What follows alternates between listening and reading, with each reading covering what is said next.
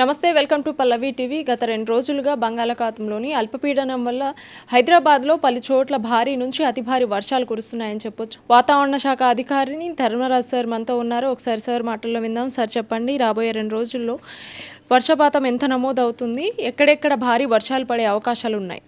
ముఖ్యంగా చూసుకున్నట్లయితే ఈరోజు ఉదయం 5:30 గంటలకు బంగాళాఖాతంలో ఒక అల్పపీడనం అనేది ఏర్పడింది. ప్రస్తుతం ఇది పశ్చిమ వాయువ్య దిశగా కదులుతూ ఇటు దక్షిణ ఒడిశా తీరం గుండాను అలాగే ఉత్తర ఆంధ్ర తీరం గుండా ప్రస్తుతం ఇది కొనసాగుతుంది. దీనికి అనుసంధానంగా ఒక అంతర్గత కర్ణాటక నుంచి వచ్చినటువంటి ఉపరితల ద్రోణి, అలాగే చూసుకున్నట్లయితే తూర్పు పశ్చిమ ద్రోణి కూడా దీనికి అనుసంధానంగా కలవడం వల్ల మనకి అధిక మొత్తంలో వర్షపాతం అనేది ఈరోజు రేపు కూడా తెలంగాణ రాష్ట్రం మీద ఉండే అవకాశం అయితే కనిపిస్తుంది. ఏ జిల్లాల్లో అతి భారీ వర్షాలు పడే అవకాశాలు ఉన్నాయి, ఇంకోటి 2 రోజుల వరకు భారీ వర్షాలు ఉన్నాయనేసి కూడా సూచిస్తున్నారు. సో ఏ జిల్లాలో? ముఖ్యంగా చూసుకున్నట్లయితే ఈ యొక్క 3 వాతావరణ సూచికల వల్ల కూడా ఈరోజు రేపు కూడా రాష్ట్రం అంతటా కూడా విస్తారంగా అయితే వర్షాలు కురిసే అవకాశం అయితే కనిపిస్తుంది. ముఖ్యంగా ఈరోజు కనుక చూసుకున్నట్లయితే సుమారు కనుక చూసుకున్నట్లయితే 10 జిల్లాలకు రెడ్ హెచ్చరికలు అనేవి కూడా జారీ చేయడం జరిగింది.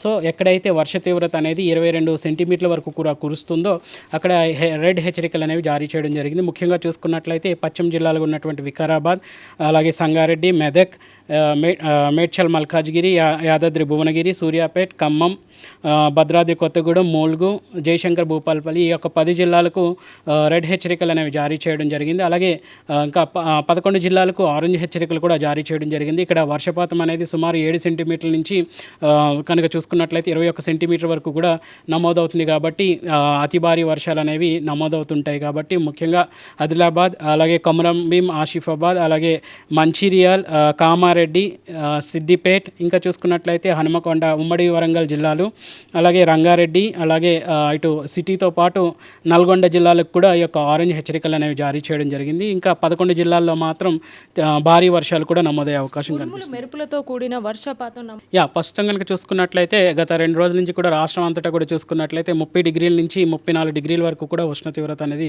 కొనసాగుతుంది. సో ఈ నేపథ్యంలో ఇటు భారీ వర్షాలతో పాటు అతి భారీ వర్షాలతో పాటు ఉరుములు మెరుపులతో కూడినటువంటి వాతావరణంతో పాటు ఈదుడుగాలుల ప్రభావం కూడా రాష్ట్రం మీద ఈ 2 రోజులు, రానున్న 4 రోజులు కూడా స్పష్టంగా కనిపిస్తుంది. ఈ యొక్క ఈదుడుగాలుల ప్రభావం అనేది గంటకు 40 నుంచి 50 కిలోమీటర్ల మేర ఉండే అవకాశం కూడా స్పష్టంగా కనిపిస్తుంది. జీహెచ్ఎంసీ అధికారులకు ఇలాంటి సూచనలు ఇచ్చారు.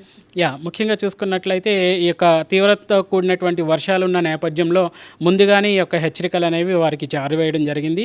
ప్రభుత్వ శాఖ వారు ఏవైతే సహాయక చర్యలు అనేవి చేపట్టాలో ఆయా డిపార్ట్మెంట్స్ వారీగా వారు ముందస్తుగానే ఈ యొక్క సూచనలను, సమాచారాన్ని అందించడం వల్ల వారికి తగినంత సమయం అనేది ఉంటుంది. కాబట్టి ఏ జిల్లాల్లో అధికమైనటువంటి తీవ్రత వర్షాలు కురుస్తాయో ఆ జిల్లాల్లో ఇప్పుడే యంత్రాంగం అంతటా కూడా సహాయక బృందం వారు కూడా అప్రమత్తంగా ఎప్పటికప్పుడు సహాయక చర్యలు చేపట్టడానికి సిద్ధంగా ఉన్నారనేసి భావిస్తున్నాము. అలాగే చూసుకున్నట్లయితే ఇంకా రైతాంగానికి కూడా ఒక విధంగా ఇటు అగ్రికల్చర్ యూనివర్సిటీతో కలిసి ఈ యొక్క వర్ష తీవ్రతను వాళ్ళకి ఎప్పటికప్పుడు సూచించడం, ఈ యొక్క వర్షాలు కురిసే సమయంలో పంటలకు ఎరువులు కానీ ఇటు ఇంకా చూసుకున్నట్లయితే ఇటు మందులు కానీ వేయకుండా ఉండడం అనేది సూచించాము. ఏ పంటలు అయితే అధిక మొత్తంలో వర్షం నీరు చేరినప్పుడు పంట పాడవుతున్నాయో ముందుగానే హెచ్చరికలు జారీ చేయడం జరిగింది. ఇంకా ట్రాఫిక్ సిబ్బందికి, ఇంకా మున్సిపల్ శాఖల వారికి కూడా ఈ యొక్క ఇన్ఫర్మేషన్ అనేది పాస్ ఆన్ చేయడం అనేది జరిగింది. సో జనాలకు ఎలాంటి హెచ్చరికలు ఇస్తారు అంటే బయటికి ఈ యొక్క తీవ్రతతో కూడిన వర్షాలు అనేవి ఈరోజు రేపు కొనసాగే సందర్భంలో ముఖ్యంగా లోతట్టు ప్రాంతాల్లో ఉన్న ప్రజలు ఒకవేళ వర్ష నీరు అనేది చేరి అధిక మొత్తంలో ఈ యొక్క నీటి మట్టం పెరిగినప్పుడు మాత్రం ఇటు మున్సిపల్ కార్పొరేషన్ వాళ్ళకి కానీ సంబంధిత సహాయక చర్యలు బృందాలకు మాత్రం ఇన్ఫర్మేషన్ అనేది ఎప్పటికప్పుడు చేరవేయాలి. ఎప్పటికప్పుడు రోడ్లు అనేవి ఇటు వర్షంతో తేమగాను తడిగా ఉంటుంటాయి కాబట్టి స్లిప్పరీ రోడ్స్ కూడా ఉంటుంటాయి కాబట్టి జారిపడడం అనేవి జరుగుతూ ఉంటాయి. అలాగే చూసుకున్నట్లయితే మ్యాన్ హోల్స్ దగ్గర కూడా జాగ్రత్తగా ఉండడం అనేది సూచించడం అనేది జరిగింది. ఎప్పటికప్పుడు ట్రాఫిక్ కంట్రోల్ అవుతూ ఉండాలనేసి ఇటు సిటీ బృందం వారికి కూడా ఈ యొక్క సూచనలు, సమాచారం అనేది అందించడం అనేది జరిగింది. సరే, ఇంకో విషయం విషయం ఏంటిదంటే ఇప్పుడు ఈ 72 గంటల తర్వాత మనం నార్మల్గా వెదర్ నార్మల్ అయ్యే అవకాశం యా ఉందంటారా? ఈ రోజు రేపు కూడా తీవ్రతతో కూడిన వర్షం అనేది నమోదయ్యి తర్వాత 15th ఆగస్టుకి వచ్చేసరికి మనకి కొన్ని జిల్లాల్లో భారీ వర్షాలు అతి భారీ వర్షాలు కూడా నమోదవుతాయి. బట్ తీవ్రతతో కూడిన వర్షం అనేది ఒక విధంగా తగ్గిద్దనే చెప్పొచ్చు. ప్రస్తుతం కనుక చూసుకున్నట్లయితే ఉదయం ఏదైతే అల్పపీడనం అనేది బంగాళాఖాతంలో 5:30 గంటలకు ఏర్పడిందో అది 24 గంటల్లో బలపడే అవకాశం కూడా కనిపిస్తుంది.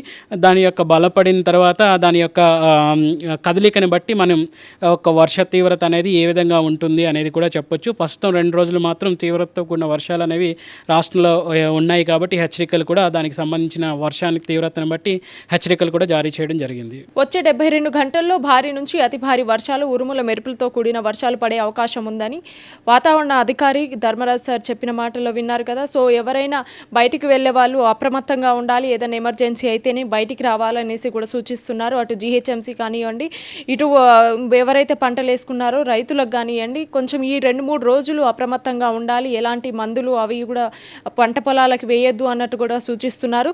సో ఇది ఇవాల్టి అప్డేట్. కెమెరామెన్ మోహిత్తో జ్యోతి, పల్లవి టీవీ, హైదరాబాద్.